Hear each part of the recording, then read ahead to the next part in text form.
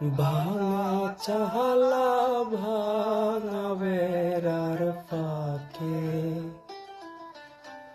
অবাক জ্যোৎস্না ঢুইকা পরে হাত বাড়াইয়া ডাকে,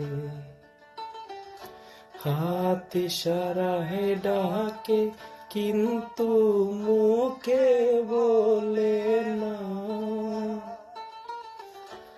আমার কাছে আইলে বন্ধু আমারে পাহিবাহানা, আমার ভাঙা ঘরে ভাঙা চাহালা ভাঙা বেড়ার ফাঁকে